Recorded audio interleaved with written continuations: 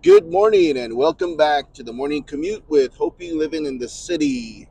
It is a beautiful and quiet Monday and it's a cool 85 degrees outside. So I wanted to showcase this new phone holder that I have mounted to the windshield.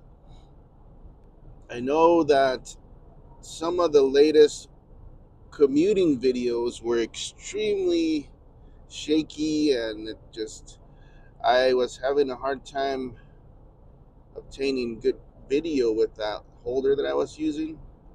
It was basically a tripod that I had hanging from the rear view mirror. It was just something I rigged up. And so this one is a suction cup with a phone holder. And it's mounted behind the rear view mirror so it's not obstructing anything. And it's a seems to be okay. At some point during the day when it gets hot, the phone tends to be a little bit less firm, or the holder, and it'll droop. So you have to tighten up the screw on there. But other than that, I think it's gonna be okay. I have the microphone as well, both around or under $20 a piece. And so I just thought I'd bring you guys along on this beautiful Monday morning. I am headed into Phoenix. It was a great weekend. I thought it was productive. I got the vehicles cleaned up, checked their fluids, and just hung out with family. It was nice. So sit back, relax, and enjoy the ride. And it's pretty light. It's a, this is good traffic for me.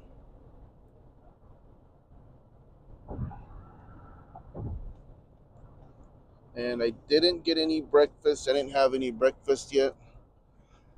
I thought about bringing one of those Jimmy Dean egg and sausage biscuits, but I forgot to grab it.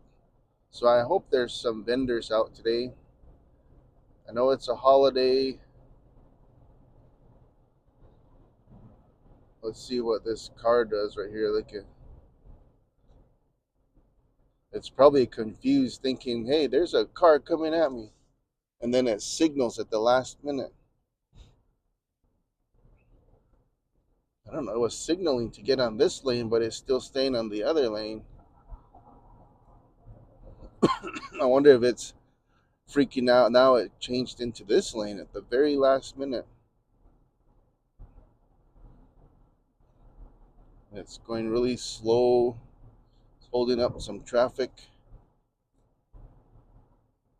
There was a video on that Waymo that was stuck in traffic at a stoplight, and then the light turned red and it got confused and it tried to reroute. It took like about a minute according to the Waymo spokesperson, but that was a long time for some of the people that were watching it come toward them. I had one kind of come toward me, but it when I looked at the video, it wasn't as apparent or obvious, so I didn't save that. Well, I think the clip somewhere, but I wonder what the algorithm was saying when there was a truck that was being towed, but it looked like it was facing the Waymo car and coming toward it. I wonder what kind of algorithm was triggered, and if anything, maybe, I don't know.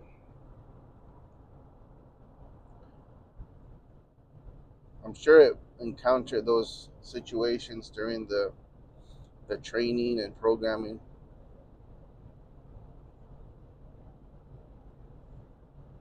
But yeah, let's see what's on the news.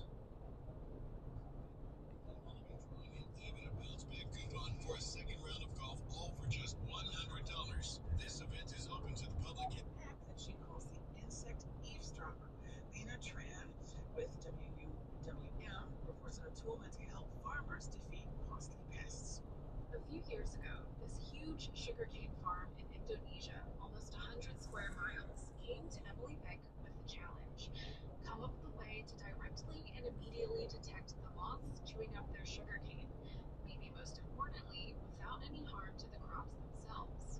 We lose 20% of our crop to these pests, so we should probably be doing something if we want to conserve more land for, non-agricultural use. As she ponders her task, Vic remembers that back in the 80s, scientists used gramophone needles, which are sensitive to vibrations, to listen to insects that tap on plants to communicate. And in the 90s, scientists aimed devices called laser vibrometers at plants. Another decade after that, people strapped accelerometers to plants, the little devices in our phones that detect motion. These were all different, expensive ways of tracking the vibrations that come from insect-plant interactions. Somewhere between vibrometers and accelerometers, Vic falls deep in a research hole. I kind of got myself caught in an area where I'm sure I would have been on some government watch list if I had researched this too much. But I basically realized the way that spy agencies listen to people is by attaching these things to walls, and the walls would vibrate, and then that vibration would be translated into, what did this person say? And so she's thinking, how do I become a spy on a budget? She lands on contact microphones. Musicians use them a lot. They have a little brass disc that sits on a solid object, and every time there's a vibration, the mics register an electrical signal. Now, when corn rootworms feed on the roots, the signal, or essentially the vibrations, translate from the root system to the stem, and that's where we're picking it up. So we're using the plant as the musical instrument, as essentially the outside of a guitar. So she tested out with a colleague. We clicked it to desks, we started talking, and we started tapping. And the fact that the desk couldn't hear voice vibrations, but it could distinctly and clearly hear those taps, enabled us to say, okay, let's take this technology and move it forward. To create an insect eavesdropper that captures the vibrations insects make when they feed on plants and runs them through an algorithm to identify the bug. I visited Vic and her team in a cornfield on a muggy day. They were miking the corn for an experiment with corn rootworm. We can walk through over here. All this corn is spudding under the sun, exactly the conditions that Vic is looking for. Walk this way. Because the corn is photosynthesizing and chock full of sugar, which insects love.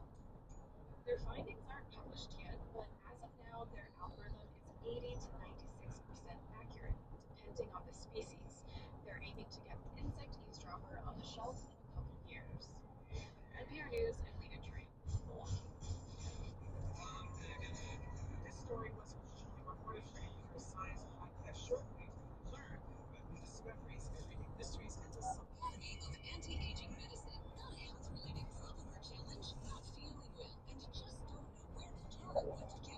Dr. Bob Martin is here for you every Sunday from 10 to 11 a.m. The Dr. Bob Martin Show on KTAR News. It's out there.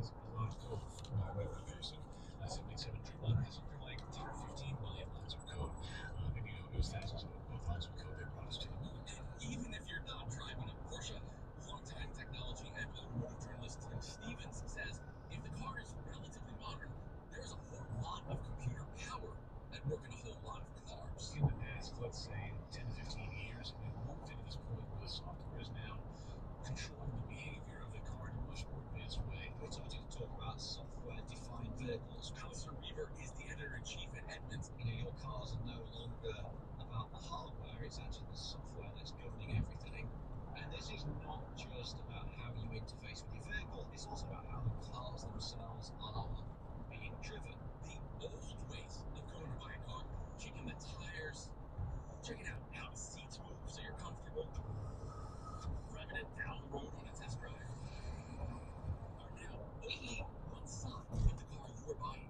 And unlike the hardware from the frame to the roof, that probably won't change, but that software will. The vehicle will evolve over time, and then the content through software will continue to update. That evolution is exactly what Wasim Ben Said is working on as the chief software officer at an electric vehicle company, Rivian. Technologies like electrification, connectivity, even autonomy have really resulted in an exponential increase in the amount of software. Really, software no longer drives just what you see on the screen, but software defines the entire behavior of the vehicle, from the way the vehicle drives to the way the vehicle interacts with the outside world. Its own behaviors now, which are run through software. Easy about all that software. Where else do we use software? Our computers, our phones. And when they crash, it can be annoying, like in the middle of an interview. I lose you. That's David Ayler, Vice President for Active Safety at the Insurance Institute for Highway Safety, after my own video conferencing software crashed right in the middle of us talking. When I reconnected, Kind of ironic in the middle of a software conversation, right? he's constantly testing critical systems in cars. And in modern vehicles, that means a lot of software is involved. Manufacturers are doing a really good job with the software, and the software is involved. Okay, thank you for joining me this morning, and I hope you have a great day. Don't forget to like, comment, subscribe, share the video or videos. Take a look at some of our videos and share with those that you think might be interested. Don't forget to tell your loved ones you love them, give them a hug, and let's make this a productive day. Talk to you later.